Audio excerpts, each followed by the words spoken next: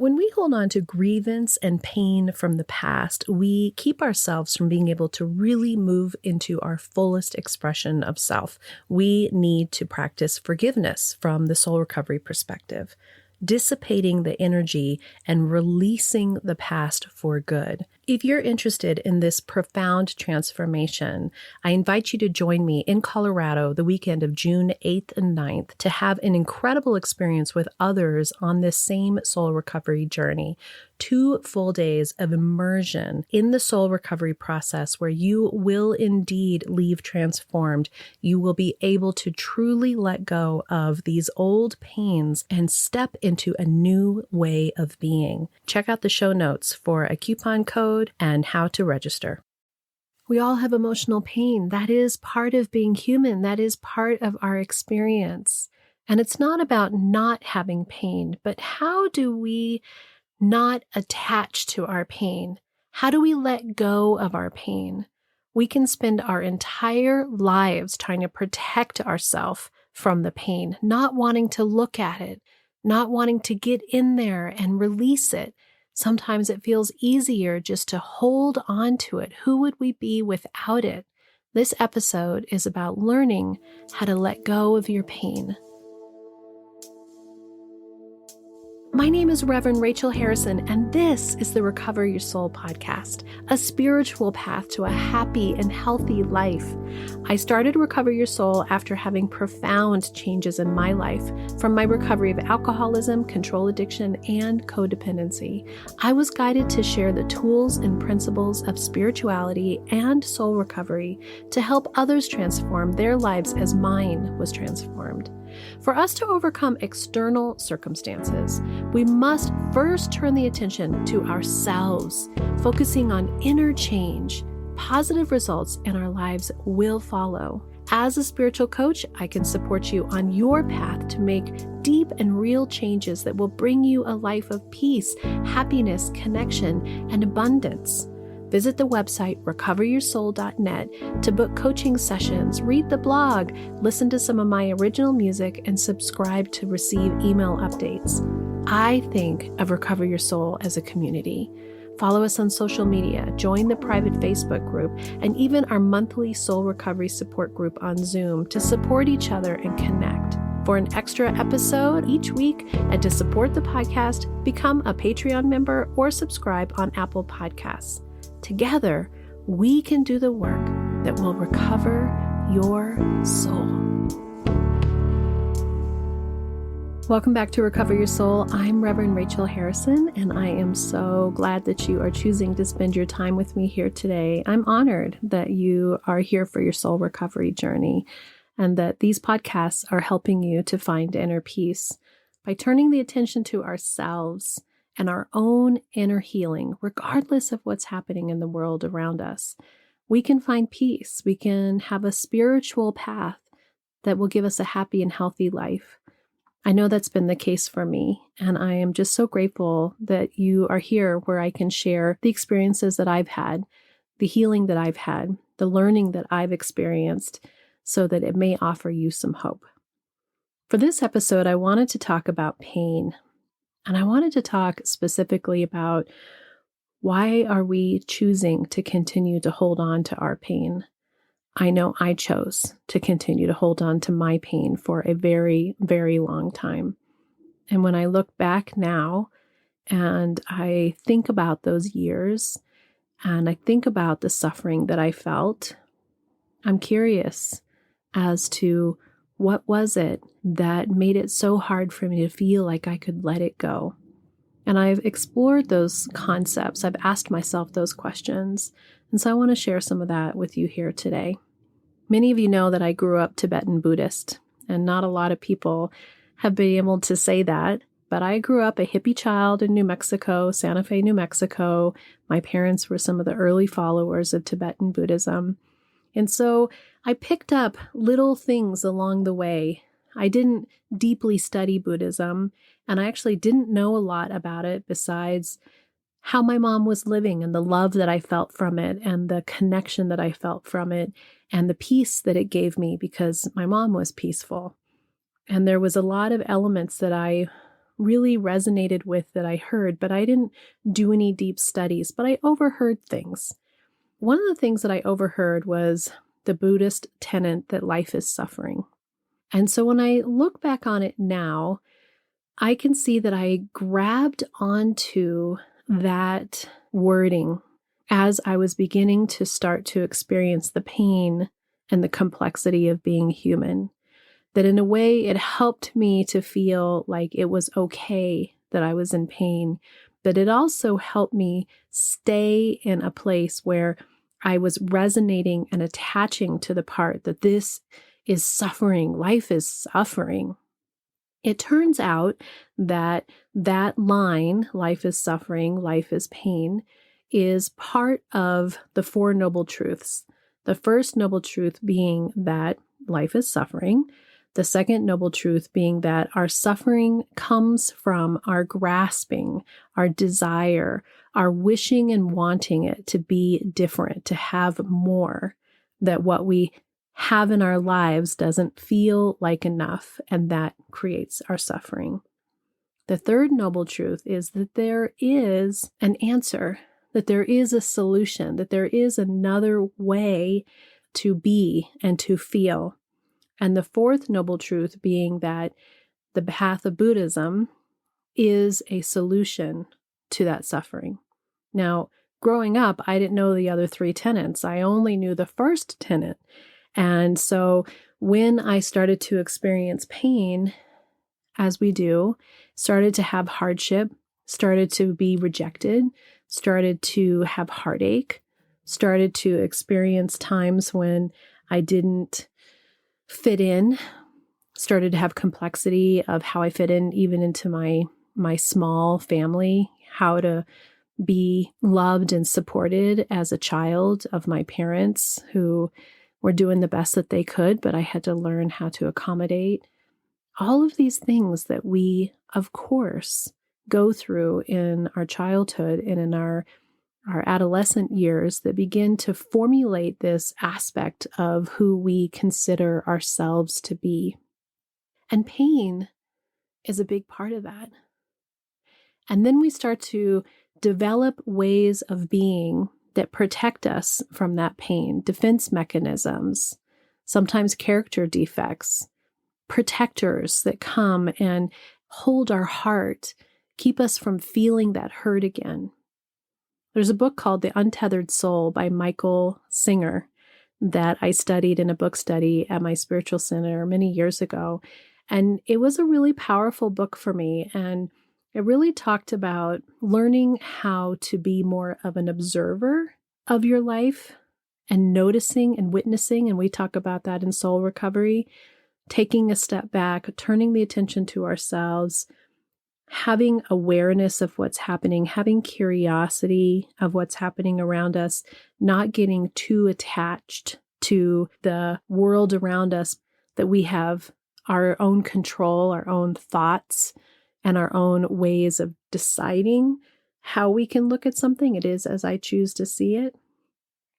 Another thing in that book that was really powerful for me was this story that he told about how pain is like a thorn, and that we all have pain, and that we all end up having situations in our lives where we step on thorns or have a thorn that goes, I always kind of vision it in my arm. You know, you're walking down this path and you walk your dog and your arm goes out and all of a sudden, kunk, you've got this thorn in your arm.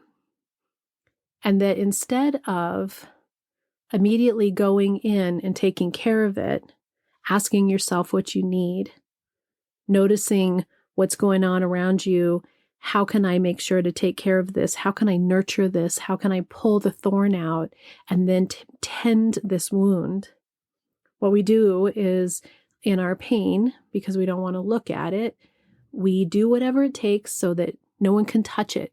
We start putting up barriers. Oh, I don't want anyone to touch my thorn. I got this thorn over here, so I don't go walk my dog anymore because I don't want anything to happen to it. As a matter of fact, I don't leave my house anymore. I don't let anybody get close to me because I've got this really infected bad thorn.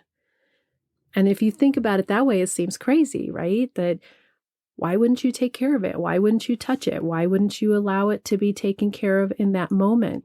Ask yourself what you need. Be tender to yourself. Manage your pain. But with our pain, we end up putting these huge protectors around ourselves. Interestingly enough, those protections and our pain begins to have power. And it can have power because it can be a definition of why our life is as it is. It can make it so that we're not taking responsibility for our own being, that we can point the finger, as I did, and say, I'm unhappy because of this person and this person and that person. That if everything else was okay, then I could be at peace. That those people are my thorn. And that pain that I feel has a purpose of protection for myself, because I don't want to look at myself. I didn't actually want to go in and take responsibility for my own happiness. I was still stuck in that first tenet of the Four Noble Truths, believing that life is suffering, that it's actually my job to suffer. And that if I could point the finger at the places where the suffering was from, then it gave me validity for this pain that I felt, for this upset that I had, for my grievances, for my resentments. Another is that we can get attention for being the victim.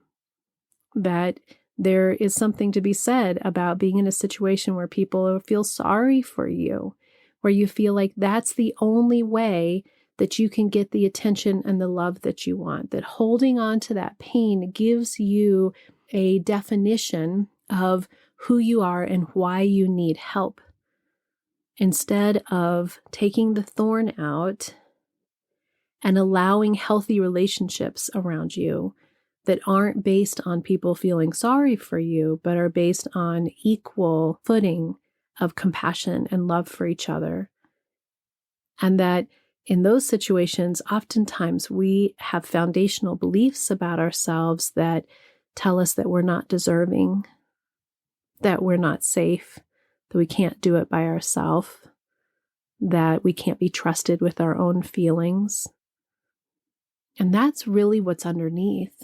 That's really where that desire and want for other people to be there, to fix it, to help us comes from, is from some of these foundational beliefs that were given to us as children.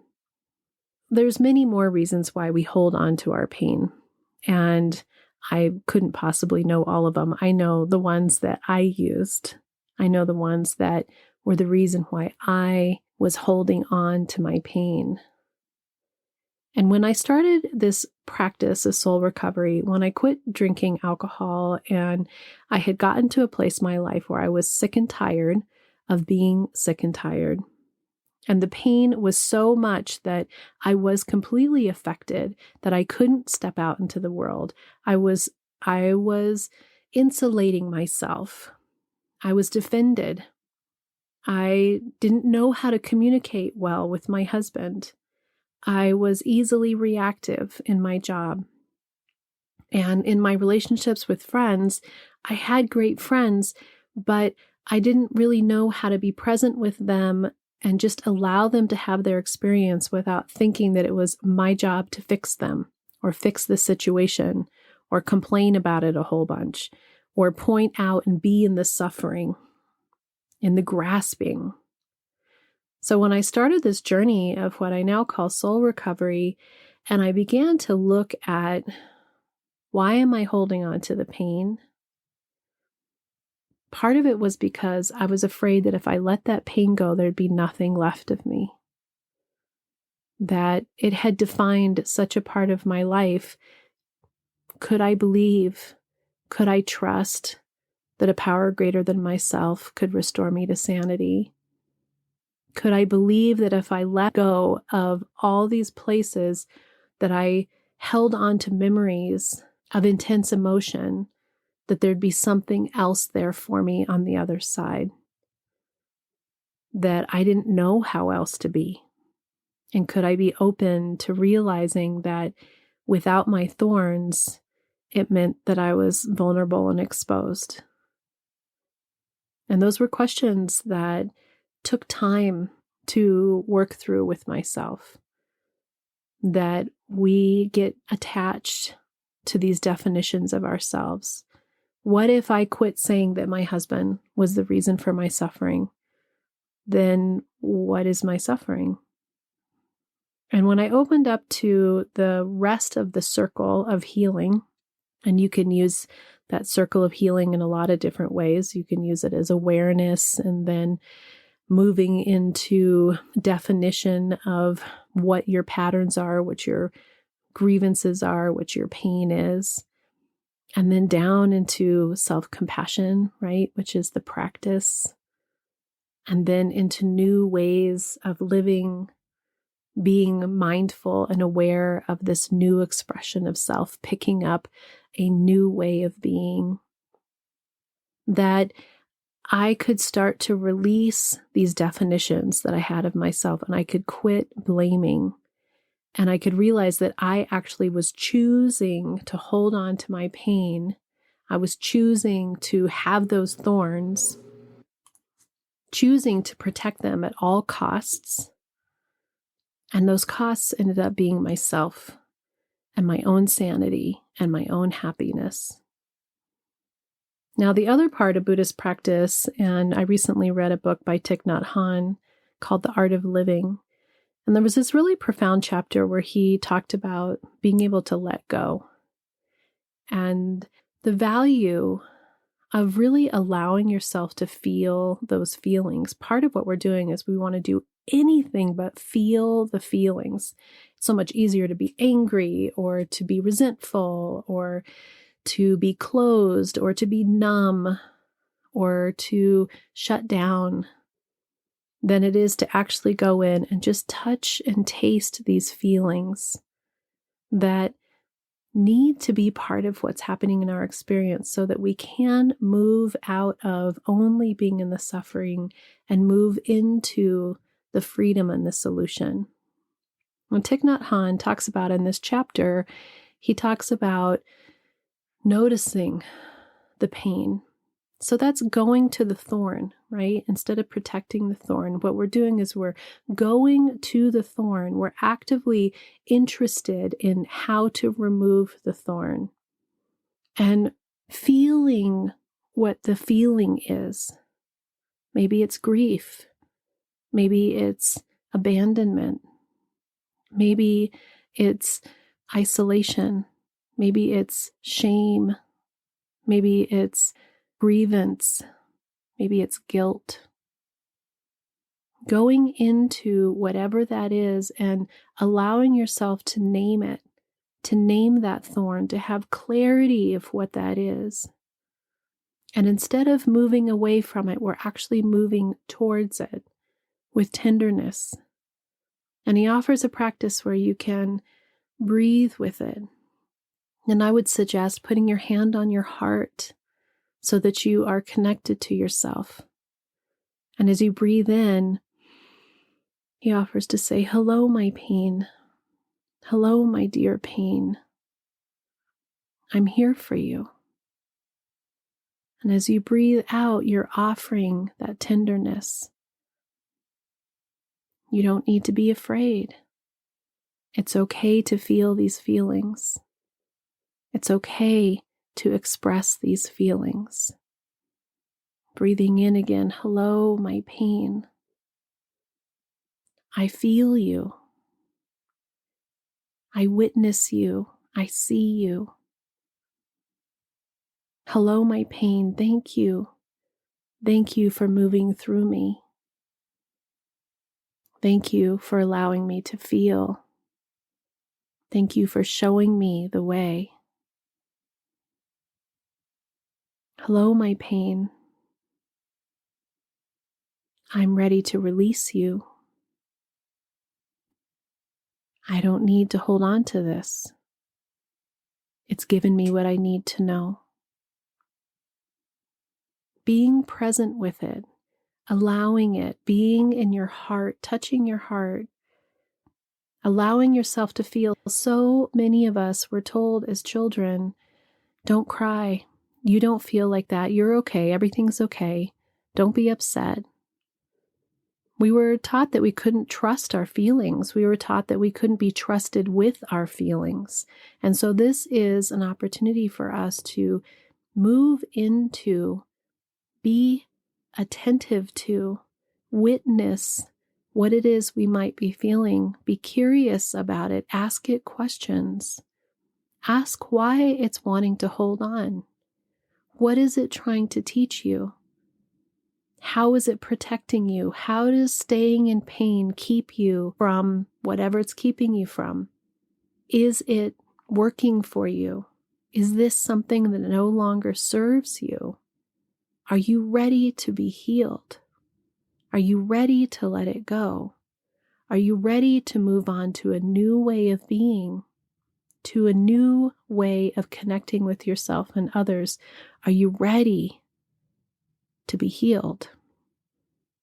And as I've gone in and I've removed the thorns, the old thorns, the childhood thorns, the thorns with my husband, the thorns with my old coworkers, the thorns with my friends, it's really powerful how underneath each one of those thorns is a similar belief structure that came from situations, experiences when I was a child with my family and with friends. And you've heard about so many of those in the podcast. By looking at them and realizing what those foundational beliefs are, I can have such tenderness to myself. And I think self-compassion is one of the number one tenets of soul recovery. To be kind to yourself, to let go of that judgmental voice that is trying to tell you that you're not enough, that wants you to stay on this cautious, small road that isn't leading you to your fullest, truest self. It's interesting that we're brought here as spiritual beings, having this human experience, and yet choosing to live on a spiritual path and choosing to be from our fullest self and to let go of pain and to release grievance, to release resentments, takes effort. Many of us can't get there. Many of people in the world just cannot get there. But many of us can. And you're here because you're interested. You're here because this is important to you, because you want to remove the pain. You're ready to remove the thorns. And this is your first time listening to Recover Your Soul. Some of these concepts might be new. Maybe you typed in the search engine that you're looking for how to release pain. And we get to choose. Soul recovery is about choice. It's about self-awareness. It's about turning away from others and needing them to give to us what we need. That's the second tenet of the Four Noble Truths, that the grasping, the desire, the wanting something else to be different is the cause of our suffering. And we're moving into a place of that there is a spiritual path. And that spiritual path is whatever that is for you. Maybe it's God. Maybe it is the stars. Maybe it's spirit. Maybe it's source. Maybe it's energy. Maybe it's Jesus. Maybe it's your dog. Whatever that is, that knowing that there is something greater than ourselves, that when we release that grasping, we can actually come out of that place of suffering where we are covered in thorns.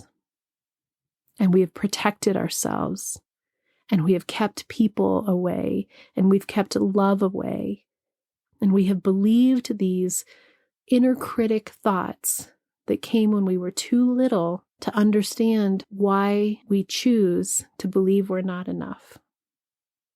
You are enough. Being willing to feel your feelings, being willing to recognize that your pain has value, that the suffering actually has value, but you don't have to live in the suffering. You don't have to be the suffering. You just need to let it flow through you Stand in the strength of who you are. Let the storm be around you. Let it come and let it go. Dissipate. You are more than your pain. You are more than your pain. You are not defined by your pain. You can let it go. You can come to this centered place, and you can believe that you are enough, that you are loved, that you are whole. I know this. And as I say these words, I say them to you, each one of you. I feel you. I want you to believe. I want you to believe in yourself and to be willing to make a choice in soul recovery, to choose healing and release your pain. Until next time, namaste. Are you wondering, how do I go deeper on my soul recovery journey? Or how do I support this great podcast? Well, here's your call to action. If you're ready for real inner change and would like to work directly with me, visit the website and book a coaching session. I'm here to support you on your unique path. I'm here to help you let go of the past, to deepen your connection with higher power, whatever that is for you, and then to discover and step into a happy and healthy life of your making. You can also become part of the soul recovery community.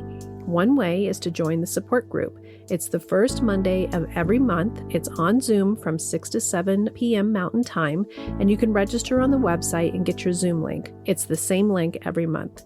We're also on social media. Of course, there's Facebook, Instagram, TikTok, YouTube, and now even Insight Timer. Yes, lots of ways to connect. There is even a private Facebook group that will allow you for more communication and conversation about soul recovery with your community. If you'd like an extra bonus episode every Friday, you can become an Apple Podcast subscriber or choose your tier level of giving on Patreon. I'd also love all the listeners to subscribe on the website so that I can keep you informed on what's going on with the podcast, the community, with me, and anything that's up and coming and new and great about soul recovery.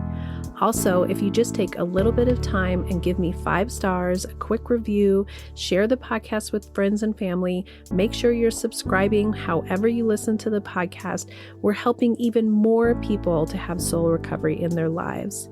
If this podcast is providing you spiritual nourishment and inspiration, thank you for going to the website, pushing the donate button, and giving whatever feels right to you.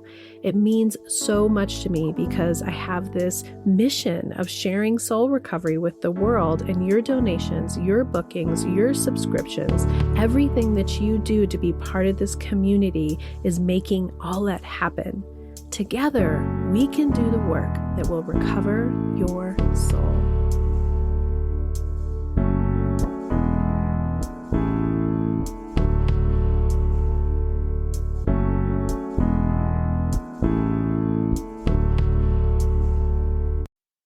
The Recover Your Soul podcast and its content is for educational purposes only and is not allied or representative of any organizations or religions. It's based on the opinions and experience of Reverend Rachel Harrison. Recover Your Soul claims no responsibility to any persons or entity for any liability, loss, damage, or cause alleged to be caused directly or indirectly as a result of its use. Applications or interpretations of the information represented herein. Take what you need and leave the rest.